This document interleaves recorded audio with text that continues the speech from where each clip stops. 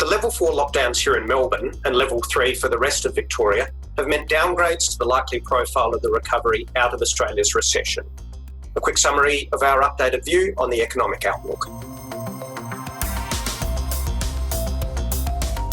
Victoria's second wave of COVID-19 infections has been devastating and confronting. But beyond the health implications, the jobs market is clearly at risk. In the first wave, it was hospitality, arts and rec, and tourism-dependent sectors that were hit hardest. But this time, construction and retail will join a range of businesses trying to get through these severe restrictions. The infection numbers released daily will be more insightful on the most likely direction for the national economy than the economic data itself. But to track the financial impact of the global pandemic on households, it's employment numbers that give the clearest view. Nationally, 13 million Australians were employed in February prior to the pandemic, and that number fell 7% to 12.1 million before recovering a little in June. The July numbers will be released later this week. Naturally, the Victorian events put this recovery at risk, and total hours worked, which initially fell 10%, is also at risk.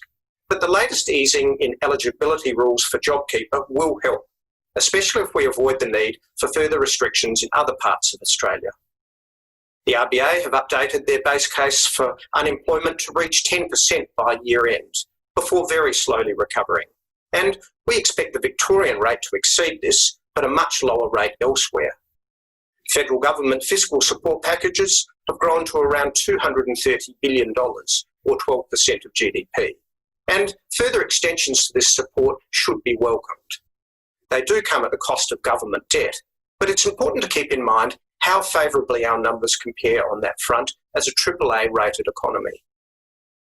Australia's net to GDP ratio has risen from 19% last year to around 25% today and 35% next year. Gross debt is around 35% today and heading for 45%. But these numbers are the envy of most economies around the world.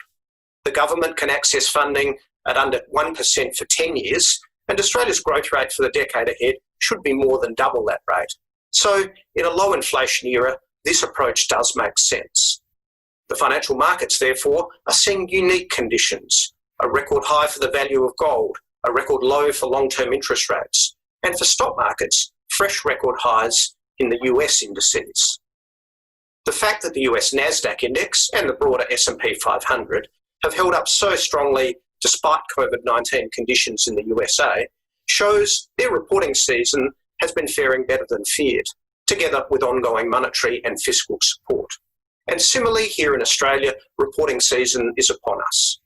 Investors will be looking at the short-term impacts, but also an eye to longer-term prospects, including assumptions about the viable vaccine being successfully trialled and then made available. So once again, the outlook for the markets, for jobs and for society rests with the health crisis and how effectively we manage it. And lastly, property prices have been diverging in the pandemic period since March, up in many regions and in the capital cities of Canberra, Hobart and Adelaide, but 0.5% lower on average in Brisbane, 1.7% in Sydney and down 3.5% in Melbourne. Making predictions in this environment is harder than ever, but we can be very confident that the RBA official cash rate will stay at 0.25% for years to come, and that the government can continue to afford to provide fiscal support as required. So, assuming the health crisis can be effectively managed, the long, slow path out of recession will gain momentum, and the relativities of our economic strengths can come to the fore. And that's the market update from Bendigo Bank.